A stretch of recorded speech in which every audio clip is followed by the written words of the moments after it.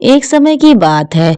एक बड़े और अमीर गांव में सेठ रामलाल नाम के एक बहुत धनवान आदमी रहते थे। उनके पास खेत, दुकान, पैसा सब कुछ था। उनके 3 बेटे थे और तीनों की शादी में बहुत अमीर घरों की लड़कियों से हुई थी। गांव में लोग अक्सर कहते थे, सेठ रामलाल की बहुएं तो बड़ी अमीर घर की है, इन्हें क्या काम करना होगा, उनके हाथों ने तो शायद कभी चूल्हा भी कभी नहीं देखा होगा। लेकिन सेठ रामलाल की पत्नी गौरी देवी बहुत समझदार और अनुभवी महिला थी। वो चाहती थी कि तीनों बहुएं सिर्फ आराम ही ना करें बल्कि घर की जिम्मेदारी भी समझें।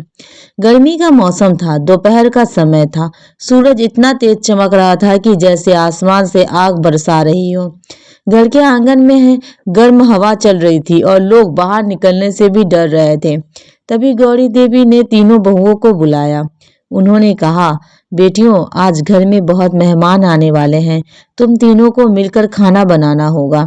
तीनों बहुएं एक दूसरे का चेहरा देखने लगी, क्योंकि सच तो यह था कि तीनों ने कभी इतनी गर्मी में बैठकर खुद रसोई नहीं बनाई थी। सबसे बड़ी बहू ने सोचा, मैं अमीर घर की बेटी हूँ, लेकिन अगर सासू माँ ने कहा तो मना करना ठीक नहीं होगा। वह चूल्हे के पास बैठ गई और सब्जी बनाने लगी। थोड़ी ही देर में चूल्हे की आग और गर्मी से उसके चेहरे पे पसीना आने लगा, लेकिन उसने कुछ नहीं कहा और चुपचाप खाना बनाती रही। दूसरी बहू थोड़ी नाजुक थी, उसे गर्मी बिल्कुल पसंद नहीं थी। वह धीरे से बोली, अरे दीदी, इतनी गर्मी में कैसे काम कर रही हो? बड़ी बहू मुस्कुराकर बोली, घर का काम है बहन, मिलकर करेंगे तो जल्दी खत्म हो जाएगा। यह सुनकर दूसरी बहू भी बैठ गई और दाल बनाने लगी। तीसरी बहू सबसे छोटी थी और बहुत चंचल स्वभाव की थी। उसने दोनों जेठानियों को काम करते देखा तो वो बोली, अगर आप दोनों काम कर रही हो तो मैं भी खाली क्यों बैठूं? फिर वो आटा गूंथने लगी और रोटियां बेलने लगी। अब तीनों बहुएं एक ही कमरे में बैठकर खाना बना रही थी। एक सब्जी बना रही थी, एक दाल पका रही थी और एक रोटियां सेक रही थी। गर्मी इतनी ज्यादा थी कि तीनों के कपड़े पसीने से भीग गए। चूल्हे की आग से और भी गर्मी लग रही थी। तीनों बहुएं हंसते हुए बोली, अरे दीदी, आज तो लग रहा है जैसे हम रसोई में नहीं भट्टी में बैठे हैं। यह सुनकर तीनों हंसने लगी। फिर बड़ी बहू बोली, सच में, लेकिन आज मजा ही आ रहा है। हम तीनों पहली बार साथ में काम कर रहे हैं। असल में गौरी देवी यह सब देखकर खुश हो रही थी। वो बाहर से चुपचाप देख रही थी।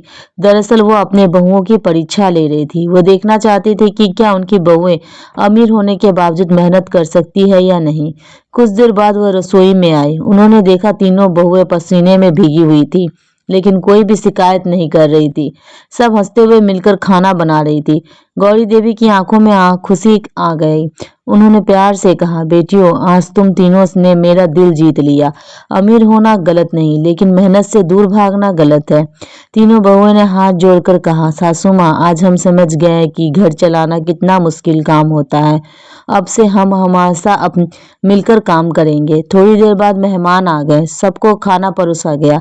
सब्जी, दाल और रोटियों का स्वाद इतना अच्छा था कि सभी मेहमान तारीफ करने लगे। एक मेहमान बोला, वाह, इतना स्वादिष्ट खाना तो हमने कभी खाया ही नहीं। गौरी देवी मुस्कुराने लगी, क्योंकि उन्हें पता था कि यह मेहनत उनकी तीनों बहुओं की है। उस दिन के बाद तीनों बहुओं में बहुत प्यार हो गया। अब वह घर के हर काम को एक दूसरे की मदद करती थी। घर में हमेशा हंसी खुशियों का माहौल रहने लगा और गांव में भी लोग कहने लगे, सेठ रामलाल की बहुएं सिर्फ अमीर ही नहीं बल्कि बहुत संस्कारी और मेहनती भी है। दोस्तों, अगर आपको हमारी ये स्टोरी पसंद आई हो तो हमारे वीडियो को लाइक कीजिएगा, चैनल को सब्सक्राइब कीजिएगा और शेयर कीजिएगा। Thank you for watching my channel.